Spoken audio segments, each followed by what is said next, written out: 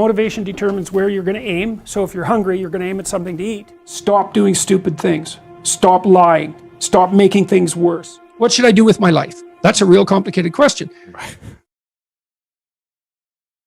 How to think about motivation? We'll think about it from the hypothalamic perspective. So we could say one thing that motivation does is set goals. We could say that emotions track progress towards goals. And I'm going to use that schema even though it's not exactly right. So you say, well, motivation determines where you're going to aim. So if you're hungry, you're going to aim at something to eat. And then that will organize your perceptions so that you zero out everything that isn't relevant to that task, which is almost everything. You concentrate on those few things that are going to facilitate your movement forward.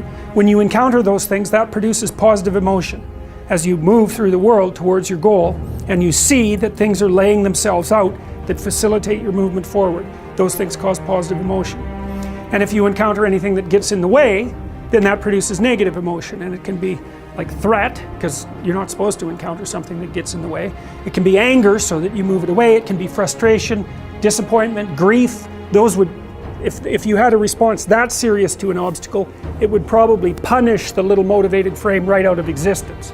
You know, stop doing stupid things. Stop lying. Stop making things worse. Stop making yourself weak.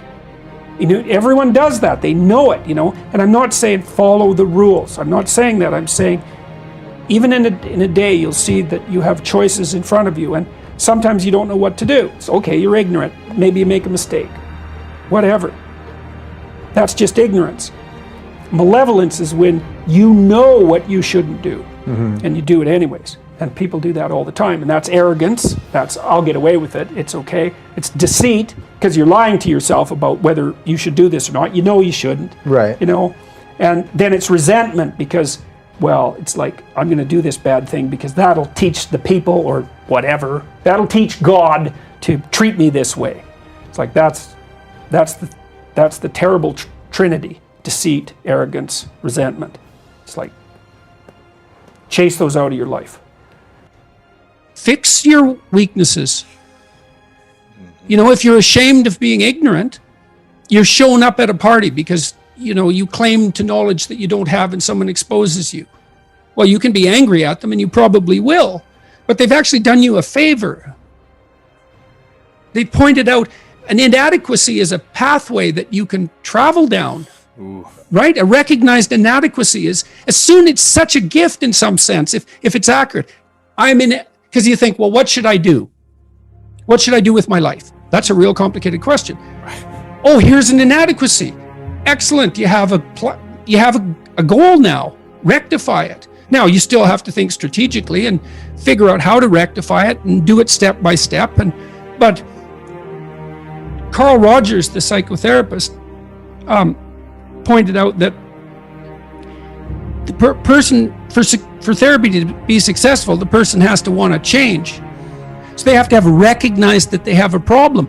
If someone is mandated by the court to attend therapy, it's very difficult for the therapist to convince them that they have a problem. Once you're convinced you have a problem, it's like, away you go.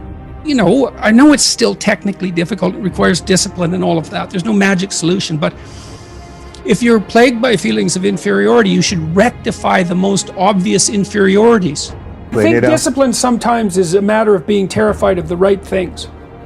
You know, because I really do believe that. It's like there's things to be concerned about everywhere. You want to be concerned about the right things. And if you think through the consequences of your misbehavior, if you really think it through, then you get your fear pushing you forward instead of in front of you, stopping you.